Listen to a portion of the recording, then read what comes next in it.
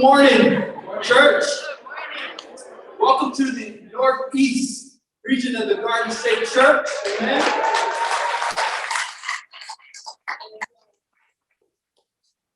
We have a few guests in the house. Yesterday was the wedding of Caleb Hughes and Abigail.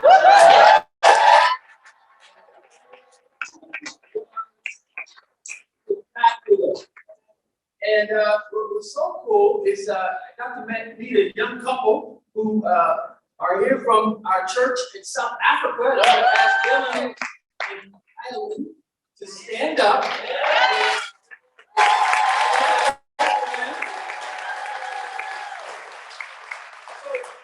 really cool is Eileen began to talk about her relationship with Abby.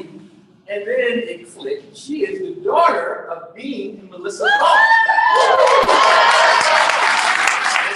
How do you know them? And it's just so special to see relationships, to see the kingdom continue, to see faithful friends. Let's stand up, please. Oh my gosh. Come on. You guys.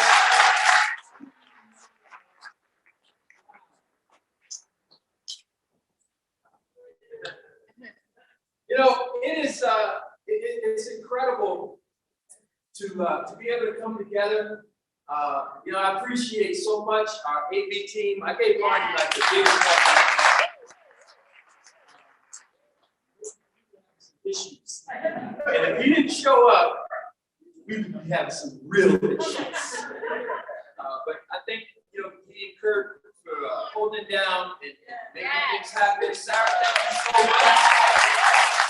Second table, preparing our minds for communion, what a beautiful voice, what a beautiful song. And then, Dennis, thank you so much for sharing with us. Visiting on Zoom, thank you so much for visiting with us. So they can't see you. You can't see them. But and I gotta be honest with you. This morning, actually started last night about 12 something. My phone just bing, bing, bing. This person's positive. This happened here. This happened there. Well, wait, you're supposed to be doing that? I know, but I can't be there. And all morning, people just get sick. This happened, that happened. So sometimes when you get bombarded with stuff, the anxiety level goes up.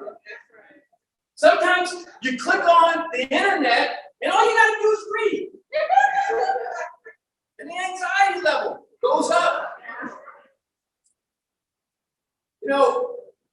There's a sense that life is out of control. That this world is out of control. Now, have you ever been on an airplane before and heard this message? Yes. You hear it, isn't it? Ladies and gentlemen, the captain has now turned on the fasten your seatbelt sign. We are experiencing a bit of turbulence, so please return to your seat as quickly as possible. You ever heard that message? You ever see that sign? Use this red, white background. There's a sense that fasten your seatbelt sign comes on in our lives, in our world. The COVID-19 pandemic led to a dramatic loss of human life. Worldwide, not just in our nation, worldwide, and presented an unprecedented challenge to public health, food systems, and the world of work. Education, student loan debt has become one of the worst financial nightmares for many. And at the same time, the education they receive is sorely lacking when compared to the rest of the world. Unemployment. There are issues with unemployment today as companies try to cut costs and downsize their employee pool. And hardworking and qualified employees find it difficult to get a job in any profession, even though they are highly efficient. Problem is getting better, but the slow pace has many frustrated. Obesity. America is one of the most unhealthiest countries in the world. The rate of obesity has skyrocketed in recent decades and shows no sign of slowing down. Equality between men and women.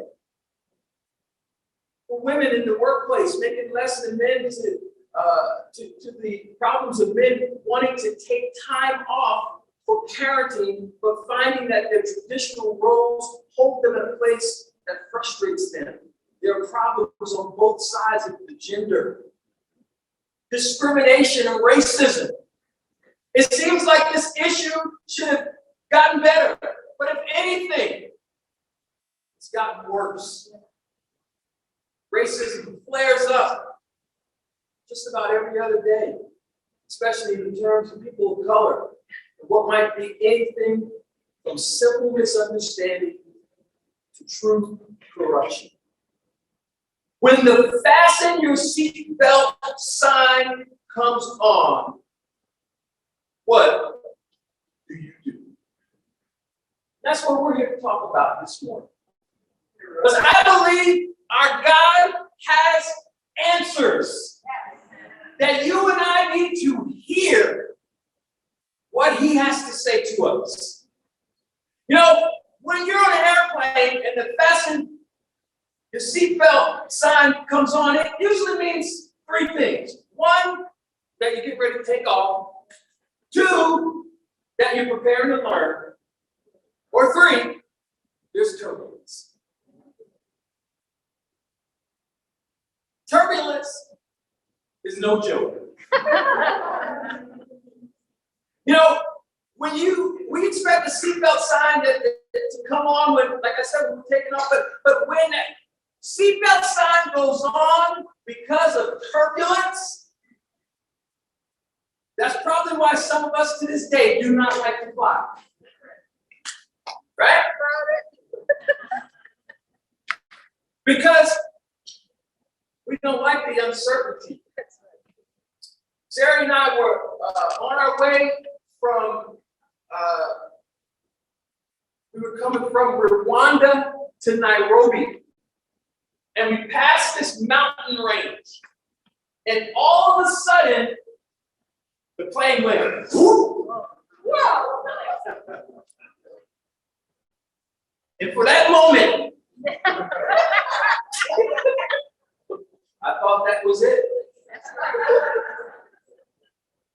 I thought, you know, glad that we signed, you know, did the will, you know, before we left. At that time, Blair was 20 months, so she would have been okay. But for the moment, I thought it was over.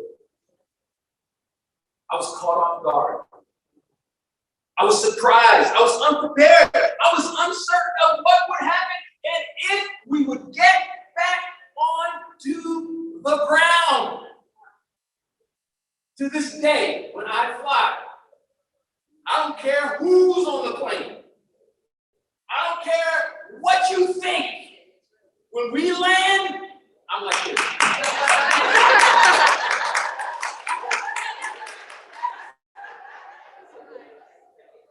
And usually, the people who don't care what other people think, they're like,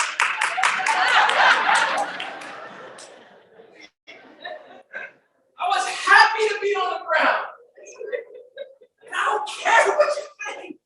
Because you know you're happy to be on the ground too.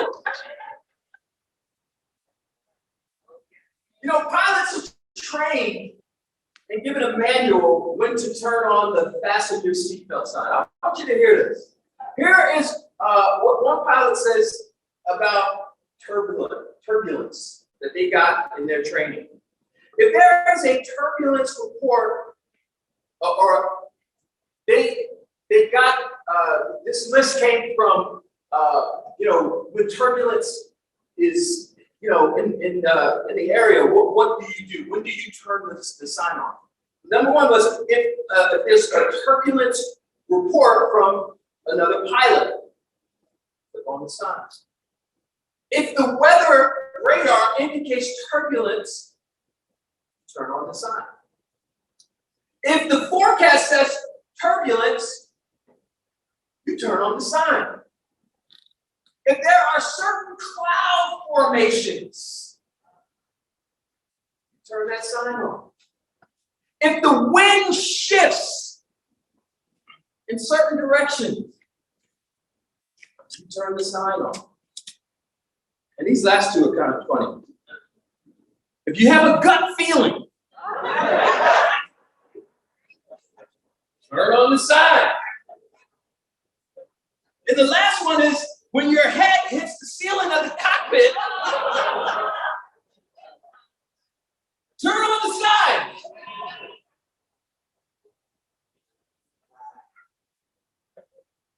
There is turbulence in our world, in our nation, in our cities, in our countries, in our schools, in our neighborhoods, in our homes.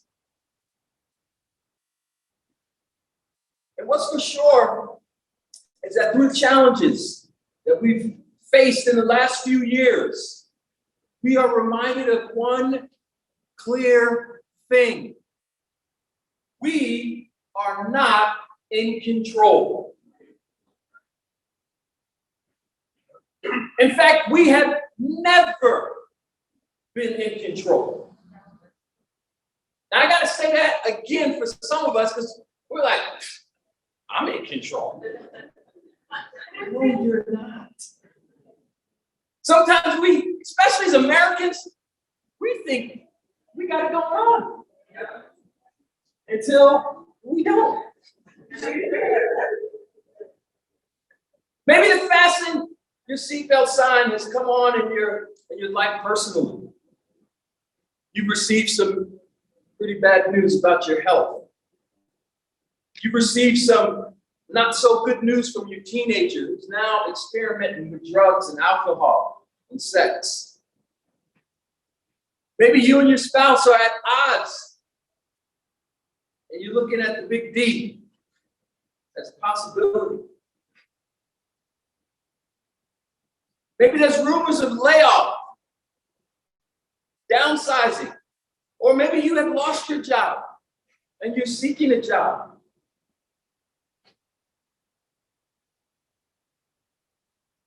Yeah, maybe you're afraid of monkeypox. You passed COVID, now it's monkeypox. The level of anxiety and depression are at an all-time high. We are experiencing turbulence. The interesting thing is that I know this is not the Bible, but we all have it in here. Whether you got that physical Bible or you got the YouVersion Bible, the Bible has a lot to say about dealing with uncertainty.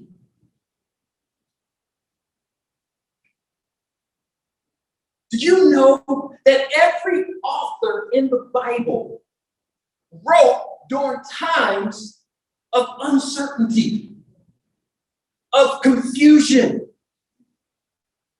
Do you know that every story in the Bible was written with the context of uncertainty going around? The men and women that are in the Word of God, that are in the pages of the Bible, were not strangers to uncertainty and turbulence. You know, if you think about it, where are the happily ever afters in the Bible? Where's the Abraham went out one day with Sarah and said, honey, I'm going to go milk the cow and bring back a nice cold glass of water. I'm sorry, of milk. And we're going to sit on the porch, watch the sunrise. That ain't in the Bible. Right? David didn't say, hey, kids, let's all come together and we're going to have a kumbaya around the fire pit there. He got all his kids together. And they sang songs and hugged. That's not in the Bible. You see, instead we see uncertainty, stress, death, enemies, famine, disease, tragedy, betrayal, injustice, racism, and some of the absolute craziest situations that you could ever come up with. Yeah. So as you and I deal with the uncertainty in our lives, as we're challenged with the character issues or the marriage stuff or the parenting stuff or the financial stuff or whatever you name in your space, as we face these things in life, I want to encourage you to understand and remember, we have a God who's been there and who knows and wants to help us deal with uncertainty. But see, don't you, kind of like me, you wish things were simple, straightforward, right? Don't you wish God made things crystal clear, gave specific answers to specific challenges? Lord, I have not saved enough for retirement. And I'm tired. In fact, I'm sick and tired of my job and I want to retire. What do I do? Turn to Proverbs chapter 6, verse 24. When you're tired and ready to retire, but you have not prepared, you do this, that, this, and this. That's not how the Bible reads, does it? No. See, God doesn't work like we want him to work. Just fix it. Just do this. Just do that. No, he doesn't do that. This morning, I want us to hear the words that he has to say to us. Turn our Bibles to Philippians chapter 4. We'll start in verse 4. We'll say a prayer. I'm going to jump into the word. Philippians 4, verse 4. Let's pray together. Father, thank you again for this time that we have together. I pray that your word moves our hearts. I pray that you help us to not only dig deeper in your word and understand it better, but God, that you would help us to walk with you in a way that we see many men and women in your word walking with you. We love you. We thank you. We pray all of this in your son, Jesus' name. Amen. Philippians chapter 4, starting in verse 4. Now, before we get into it, I want to just give a little context. Paul is writing this letter from a Roman prison. Okay? He's in prison. And, it's pretty amazing because those prisons weren't like cushy like what we have today. There wasn't a program where you could get your degree, maybe even start studying for a master's degree and become a doctor with television, 3 square meals a day. I mean, it wasn't like that. Paul's in a prison chained to a Roman soldier. And, the Bible doesn't go into all of these details, but, Paul was familiar with uncertainty. He's actually written most of the books in the New Testament. And he wrote in times of great uncertainty. He was a Jewish man who believed that Jesus was the Messiah.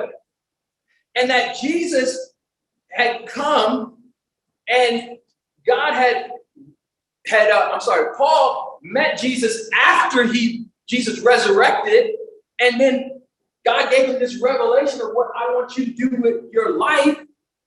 And Paul believed that God wanted him to go all throughout the world and spread this good news and help plant churches and spread the word, not just to Jews, but to Gentiles. Now, you got to imagine what an amazing mission that must have been from somebody who was killing Christians a little bit before that. That, God, you want to use me? Okay. So Paul's in prison and he's awaiting trial. And so he's writing these letters to the places that he's already set up camp, and he's encouraging them and he's teaching them. And I forgot to say, while he's in prison, there's an emperor that's in power that begins with the letter N. You guys know what I'm talking about? Exactly. One of the craziest dudes that ever lived is the emperor. And Nero does not like Christians. In fact, he used Christians as, toys to throw in the Colosseums and feed to the lions and burn them at the stake. And this is Paul's emperor at the time. So that's kind of the context, the background. Now let's read what he said. Verse 4. Rejoice in the Lord always. I will say it again. Rejoice. Let your gentleness be evident to all. The Lord is near. Do not be anxious about anything, but in every situation, by prayer and petition, with thanksgiving, present your requests to God. And the peace of God, which transcends all understanding, will guard your hearts and your minds in Christ Jesus. Rejoice in the Lord always. The Lord is near. Paul, I don't know what is going on with you, but do you understand what's going on in my life? Do you understand the turbulence that I'm dealing with? I got family issues. I got financial issues. I got health issues. How in the world do I find joy in the midst of all of that? How do I rejoice in the midst of all of that? Paul says, hey, listen, you're getting stuck. You're being influenced by what's going on around you so much that you forgot who's in you and who is near. You have taken your eyes off of who is near and who is in you. He says the Lord is near. In other words, God hasn't lost control. God's not on vacation. He's not sleeping. He said, in the midst of what you're dealing with right now, you can be joyful because God is near. He says, let your gentleness or the forbearing, that forbearing spirit to be evident. In other words, in the midst of uncertainty, don't sacrifice your character. Come on. Don't take the shortcut. Don't start doing the wrong things because of what is going on around you and saying, I don't have a choice. I have to lie. I have to steal. I have. You do have a choice. You are not a victim of circumstances. You have a choice, man. But guess what? You can't also do it on your own. You can't deal with what you're facing and what you want on your own. So you say, well, how am I supposed to be a man of character in these situations? How am I supposed to be joyful? He goes on in verse 6. Look at what he says. Do not be anxious about some things. Is that what he says? What did he say? What does that mean?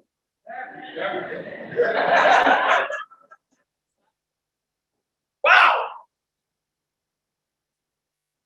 This word anxious in the Greek, you know, we got our teachers in here, so I'm going to impress them.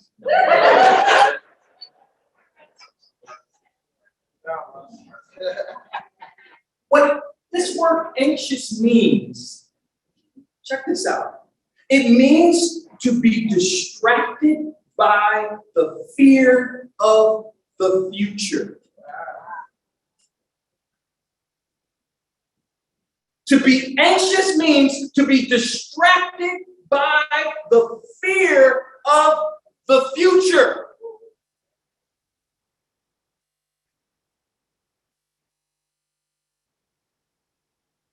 I got all this stuff going on, and I'm not sure how it's all going to work out, and so I'm afraid. So, what's going to happen? What might happen, or what could happen? That's anxiety. You think like that? You do that? That is anxiety 101. No, I'm just concerned. You're anxious.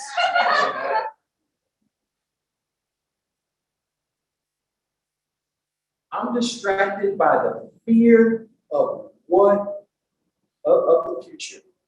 And guess what? It begins to impact all your relationships. Your relationships with your kids, your relationship with your spouse, your relationship with your friends. It begins to just come out at work and in other areas.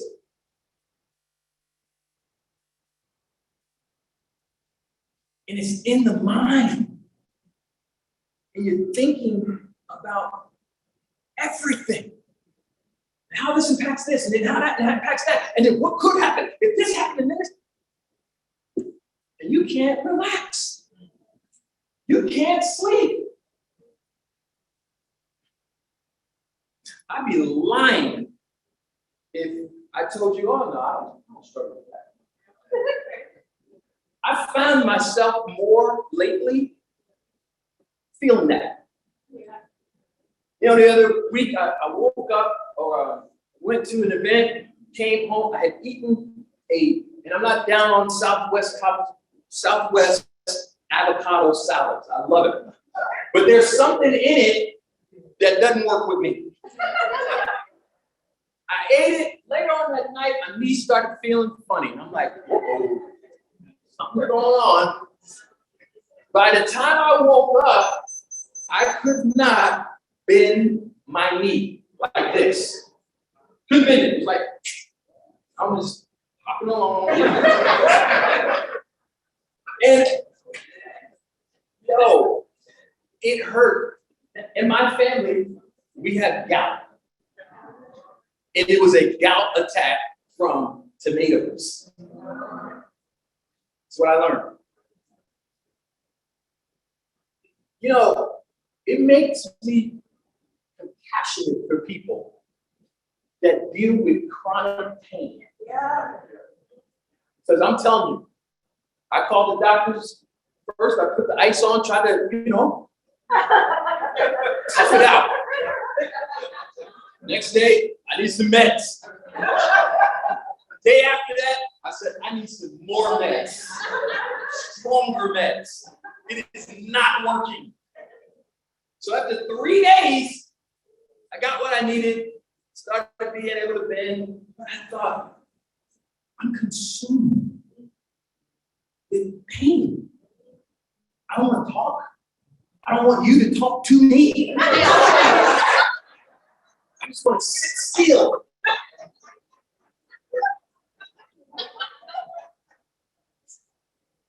And then I'm thinking, man, what if this doesn't go away?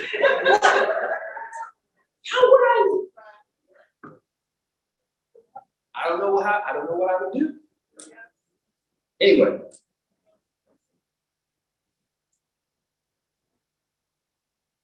You and I, we gotta continue to deal with this. Because guess what? COVID's not going away. Racial injustice is not going away. The challenges that we have in our economy, they're not going away.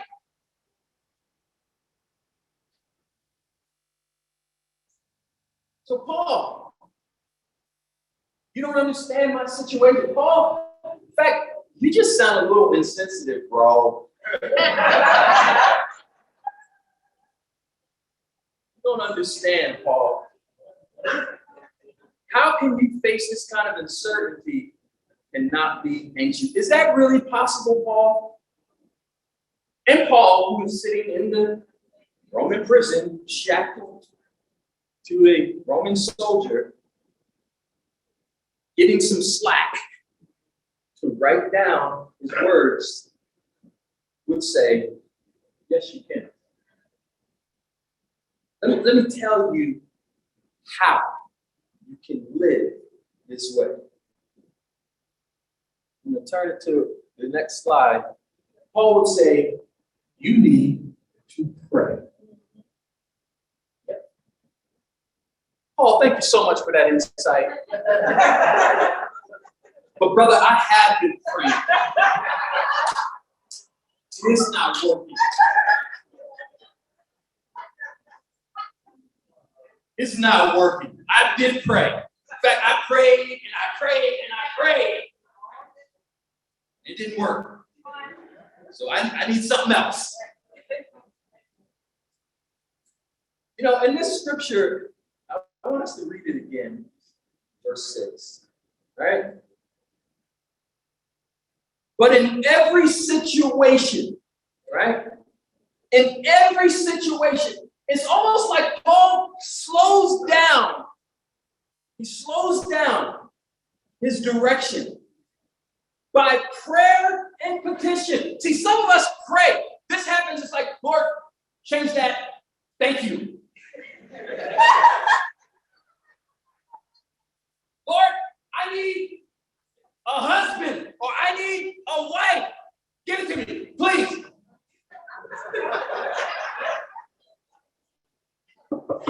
Did you hear me? So we pray with it, but that's not what he's talking about here. He says, by prayer and petition with thanksgiving, present your requests to God. So I want us to jump into this. Okay, well, what are you talking about? And he says something here that's really, really important. In everything, by prayer and petition with thanksgiving, present your requests to God. Paul said, let me help you here. You have to let your requests be known to God. In the Greek, this let your requests be known, it means unveil the mystery of your desires to God. The English version says it a little bit different. And again, it's not, Lord, take this away. Thank you. This is a sense of you getting alone with God and just going to your closet, going to that place. And whatever that area is in your life where there's uncertainty, there's also a cousin that comes with uncertainty. And it's called fear. Now, the fellas hear that and you go, man, I ain't afraid. Scared. I ain't scared. No, you're scared. You're afraid. See, any area in our lives where there is uncertainty, there is always fear. The reason I don't want that to happen, the reason I don't want such and such to happen, I'm afraid that, and you fill in the blank. See, in that fear that you and I sometimes hate even admitting, or we're resistant to dealing with that. In that fear, there is a desire. There is a longing that we have no idea. That's right there. And so the Apostle Paul is saying, in the midst of your uncertainty, you must get past, oh, God, I need a job. God, I need a spouse. God, I need financial freedom. God, do this. God, do that. And you just say this general thing. Instead, there's got to be a deeper, thinking of the deeperness. Right? Get past the circumstantial prayers and wrestle with God. Unwrap the thing that you truly, truly desire. Right. See, unveiling the request and letting it be made known to God. That's the key. See, sometimes we're so consumed, we don't really even know what the real problem is. We're out of touch with us and what's really, really going on. And sometimes we got to get away and we just got to get into, this is what's really bothering me. This is why I'm having a hard time with this. This is what I'm having a hard time with that. And we got to discover, identify, what is it that I'm afraid of? The reason I'm anxious is that I'm afraid of this. And when we unpack that, and we see what that real desire is, we're a business. See, here's what I've seen in my life. God will take care of it if we give it to him. If I think I can deal with stuff on my own strength, I may say a prayer, but boy, I'm acting like it all depends on me. And God will say, okay, Russ, wear your little self out until you come to that conclusion that you can. And then you throw your hands in the air and you say, I can! Will you help me? Because you can. Okay, now we're getting somewhere.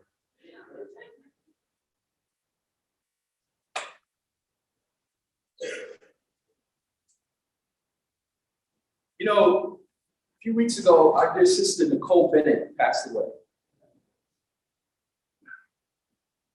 About 3-4 months ago, I had spoken to Nicole, and we were in a Zoom meeting, and she said something that just knocked me like off my chair. And it basically went like cancer was one of the best things that happened to me. What? I called her up later and I said, did I hear you correctly? And she just talked about her perspective and how this led to a dependence and a joy with her Father in heaven that she never experienced before. And she's been a Christian longer than me. said, you got to share this. Church.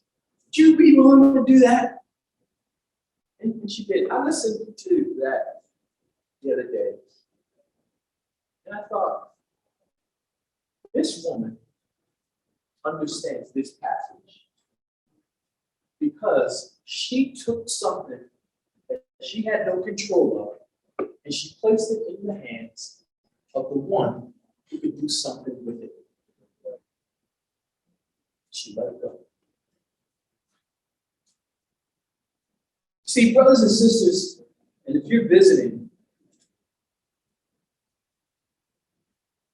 and if you are not a believer, you're not a Christian, I beg you to consider becoming a Christian, especially when it comes to this area of life. Because when it comes to uncertainty and fear, and you go to yourself, good luck with that. Because when people are anxious and overwhelmed and they don't rely on God, they rely on other things like pills and alcohol and other stuff to take away pain. But what God wants is He wants to do something for us that only He can do. He wants you and I to put our trust in Him. And Paul shows us this is part of how it happens. We gotta discover. We gotta unveil that mystery, that thing that's there. You know, it's like this hypothetical sister loses her job. And she prays, Lord, I need a job. Give me a job. God says, what are you afraid of? She said, I'm not afraid. I'm not afraid. I'm not afraid of anything. I just need a job. Lord, why do you seem so worried? You know? But what are you afraid of? Well, I'm afraid. Oh, okay. You are afraid. All right, amen. You're afraid. Great. It's okay. And she says, you know, I'm afraid that if I don't get a job, I won't be able to take care of my family. So, what is it that you really want? I want to be able to support my family. So, you want to be able to take care of your family. Yeah, that's what I want. I want to know that my family is going to be taken care of. In God's little voice, He says, I can do that. He says, you know, what else is going on? What are you talking about? What else are you afraid of? Well, you know, I'm also afraid that if I don't have a job, people will think, you know, like I'm a failure. Well, what is it that you want? What's your desire? Well, I want people to think that I'm okay. So you want to be accepted? Yeah. I want to know I'm accepted even though I don't have a job. Because I care very greatly about what people think about me. God says, I accept you. You are mine. You are fearfully and wonderfully made. You see, God wants to get with you and I and help us unpack what is really going on inside here and inside here. So that He can take that request that we give Him and that He can do with it what only He can do. See, unpack the fear. Place it into the capable hands of our Heavenly Father. Then, and only then, will you have peace. John 17, Jesus says, I want to give you my peace. I don't want you to get the peace of the world. See, sometimes I think some of us, we're walking around with the peace of the world. And what is the peace of the world? The peace of the world is as long as everything is good, I'm good. But as soon as something happens, man, we freaking out. I gotta go. What? If that happens, then this happens, and that happens, and this happens. And we are out of control. Now, we look like this. But inside, we are out of control.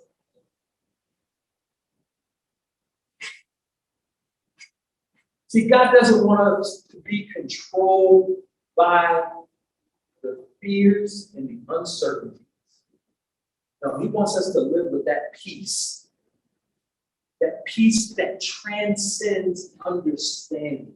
You know what that means? It doesn't make sense.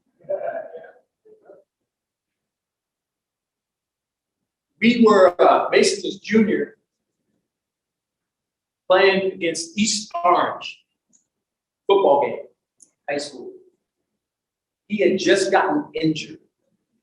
Plays over, and I'm sitting there, and I'm watching my son lay down on the field, and he's not moving. And one of the moms of his teammates was looking at me. She was like, "How are you so calm right now?"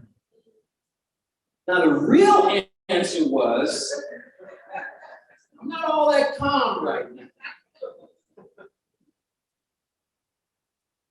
But all I could do was trust. Pray that my boy gives up. Walk. That he was going to be okay. So I prayed. Real stoic like. Boy, get up.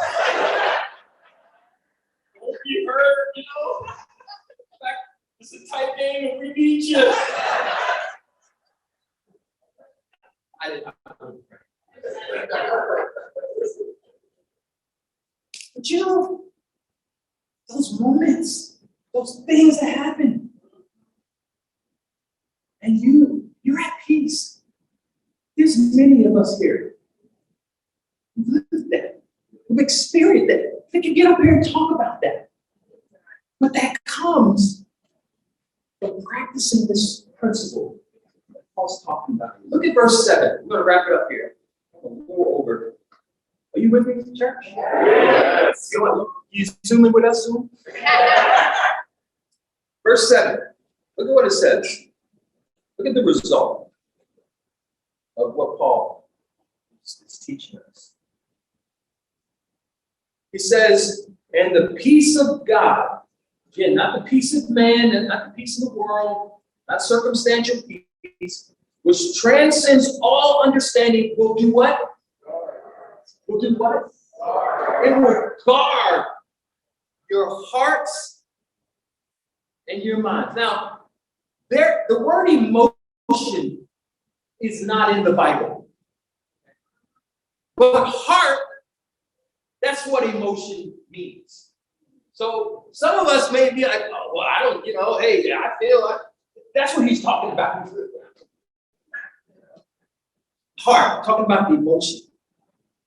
He says the result of learning how to unpack and get this to God, he says that the peace that comes from God will guard your hearts. The peace of God will guard your heart. And see, this is why this is so important, because what Paul understood was that the peace of God was linked to the character of God, the presence of God. And so that's why when he's in that jail, he can say, "Rejoice! The Lord is near. I know what I'm dealing with. I know what I'm going on. I know how crazy this is. I know the emperor is off the chain. But rejoice, because the Lord is near." When your peace is connected to the circumstantial piece of what's happening in the world, you get ticked off and you're over here because that happened, and then this happened over here, and then you're over here, then that's happening over here, and this might happen, and so yeah, you're looking back and there's no peace. You know, I was listening to the news, I was like, monkeypox? What is that? I don't even want to hear about that because I got enough to deal with. And some people are like, yeah, monkeypox is 3 levels of that. And then we got this over there. And it's like, we can get so consumed. And then and then somebody says, you're consumed. No, I'm not. No. You can become that, right? Unpack your fears. Place them into the hands that can hold it. Into the hands, the only hands that are capable of handling it. And in the end, you will have peace. I want to ask the singers to come on up. We're going to pray, and then we're going to sing one last song. And again, thank you for coming. And I pray that as we fasten our seatbelts, that we remember what Paul taught us today. Let's pray together.